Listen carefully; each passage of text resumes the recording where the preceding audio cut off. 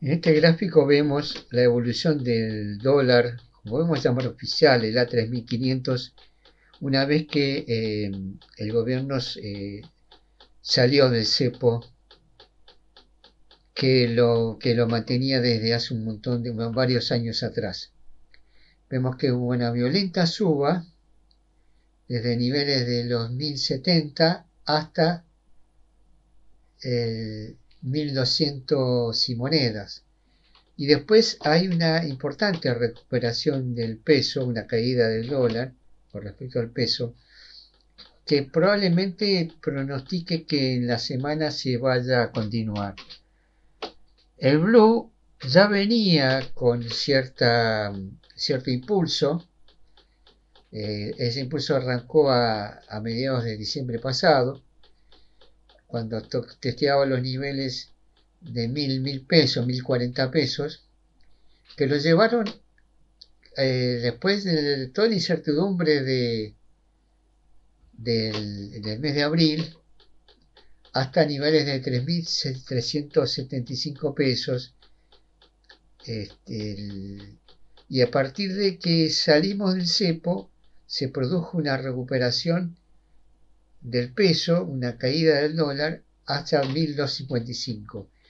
Si lo analizamos desde el punto de vista de un modelo de trading, podríamos ver que claramente nos había dado señal de compra en mediados de diciembre, en 1150, 1160, y ahora nos está dando señal de venta. Deberíamos salir del dólar en los actuales niveles. Algo parecido ocurre con el contado con liquidación. El contado con liquidación también había dado señal de compra en diciembre. Podríamos mencionar esta fecha, mediados de diciembre, y nos dio señal de venta, tomando como referencia esta media móvil de 20 exponencial.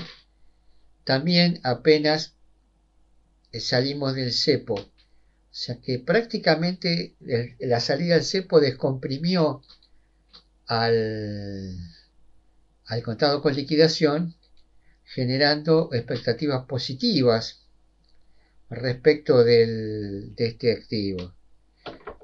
O sea que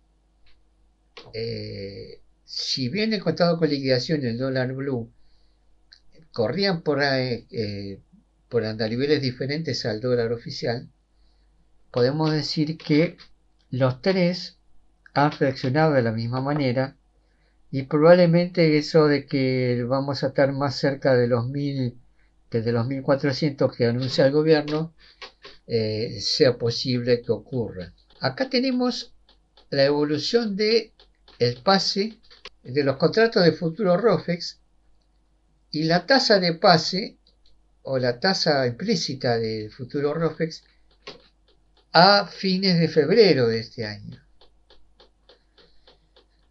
Como podemos observar, la línea verde es la tasa implícita del pase a fines de febrero. Acá tenemos una línea azul que marca la tasa del pase en diciembre y una roja que marca la tasa del pase a fines de octubre.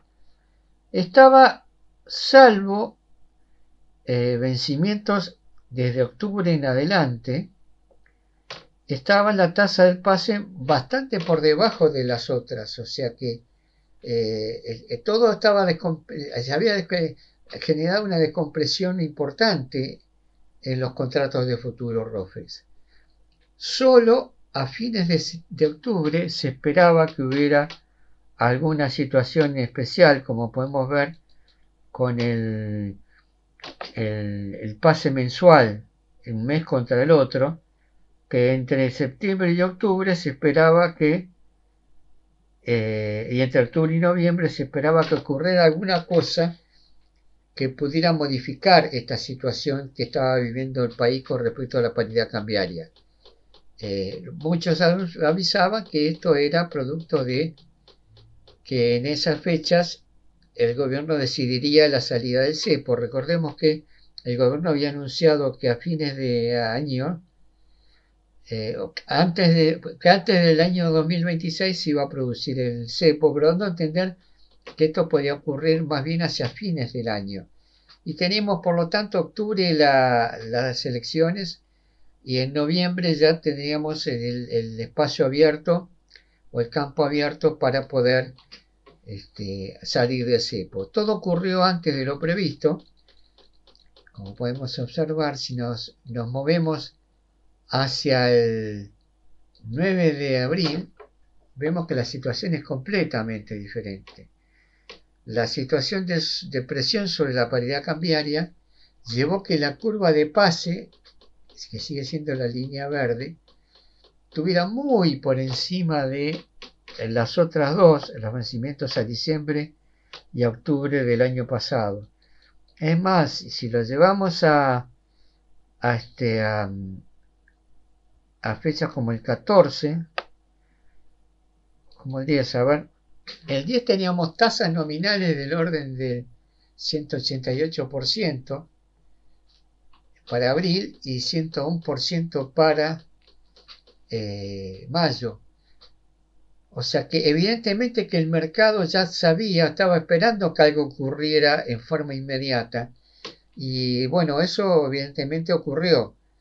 Ocurrió y se genera esta situación. Empieza a bajar nuevamente la tasa implícita del pase, se empieza a descomprimir la presión sobre el dólar y tenemos que ya en el 16 de abril